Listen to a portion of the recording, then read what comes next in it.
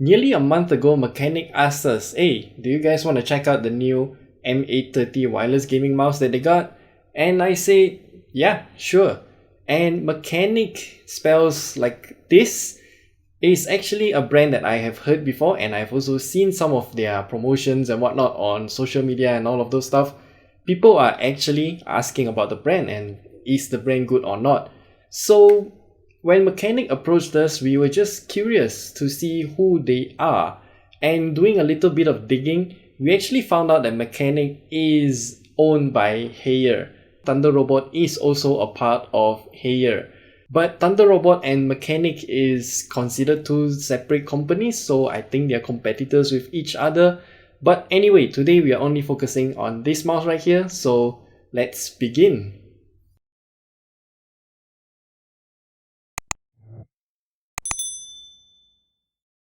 So in this review, we're just gonna take it easy and run you through a few things about this Machenike M830 wireless gaming mouse.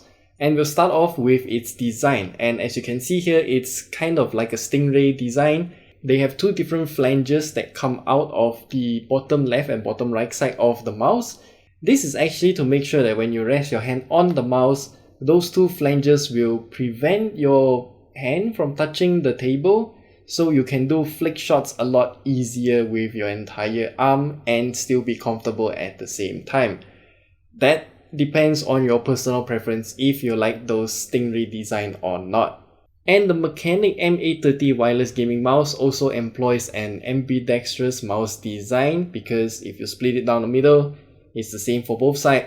But for some reason, instead of duplicating the side buttons to the right side of the mouse, they are just complete blanks even though there's a cutout for it. And it would be really nice for Machenike to add buttons on the right side as well, because as of now, when we look at it from the top, we have the usual left and right clicks, scroll wheel and its click, and also the forward and back button on the left side of the mouse. Unfortunately though, it's missing the DPI cycle button at the top, because it is located at the bottom of the mouse instead. I mean, there's no real reason for the DPI cycle button to be placed at the bottom of the mouse, right? But maybe there is, because the Thunder Robot ML701, I made a big complaint about not having a dedicated space to store the dongle itself in the mouse. So what this mouse has is actually a rather funky solution for that. The palm rest part of this mouse, the one with all the mesh and whatnot, it's actually detachable, and once you detach it, there is a slot for the USB dongle to sit in snugly. And Machenike also included this solid piece right here without the mesh and whatnot, so it really depends whether you want to use this piece or the mesh. It doesn't actually make that much of a difference if you choose to use the solid piece or the mesh piece, because from what I can feel, the mesh piece does not actually help to cool my palms, and it doesn't have that much of a weight difference between these two pieces. So I think it's just for aesthetics mostly.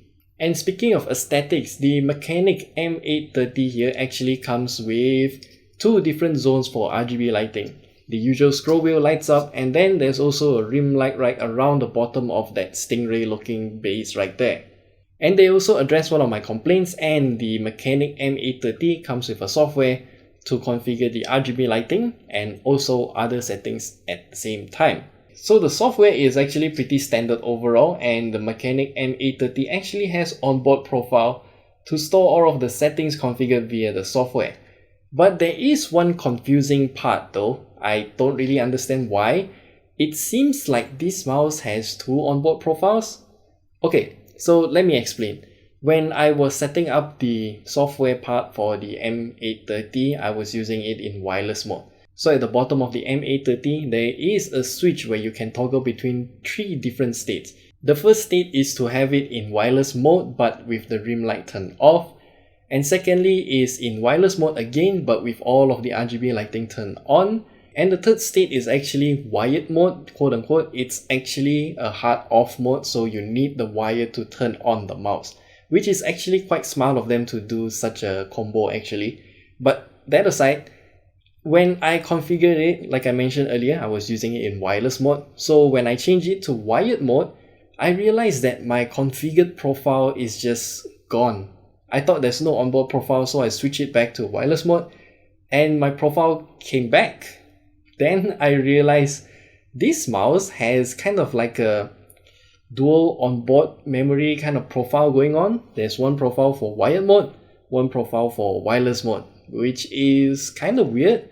But I'm glad that they have such a weird feature right here, because imagine this, if I'm gonna use it with my desktop and laptop at the same time, so I can switch between those two devices and also have its own profile for both devices. I mean, as in one profile for each of the device. This is kind of like a weird feature, but it's there. And since we're also talking about wired mode, the Machenike M830 comes with this USB cable right here. It has a soft springy texture to it, which really reminds me of the Cooler Master MM711 and the 710, which I'm actually using it as my daily driver right now. And this USB Type-C cable here comes with these two little anchors at the side to prevent the USB Type-C port from getting any unnecessary strains.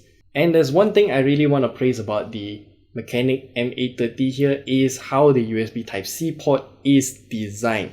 It actually juts out quite a lot, so even USB-C cables with a thick head can be plugged in with no obstructions at all, and that is actually really great, so you don't have to rely on just this cable to use it in wired mode. Okay, so do I actually recommend you to get the Machenike M830 wireless gaming mouse? Well, I would say yes, at the price of 138 ringgit. Sure, it's more expensive than the ThunderRobot ML701, but it fixes a lot of the tiny little details and issues that I had, which was driving me crazy when I was using the ThunderRobot mouse. This one fixes all of those, which I think is really worth the price hike. Oh, before I forget, whenever you turn on this mouse, there are a total of 3 different LEDs on the front left side of the mouse. These 3 LED lights will indicate its battery life, but so far I've been using this mouse for a very long time at maximum brightness of RGB, with everything turned on by the way, and the battery still lasts me for quite a long time. I forgot when was the last time I charged it actually. I think it was 2 weeks, a week ago, something like that. It just lasts a very long time, but still, do not forget to charge your wireless mouse. So with all of those said, I'm switching from the ThunderRobot ML701 to the Machenike M830 wireless gaming mouse. Well, actually I already switched to this mouse quite a long time ago, but I'm just telling you right now. So that's it. That's all we have to share with you about the Machenike M830 wireless gaming mouse. If you have any questions, leave them down in the comment section below. We'll be happy to answer them, and we'll see you guys in the next video.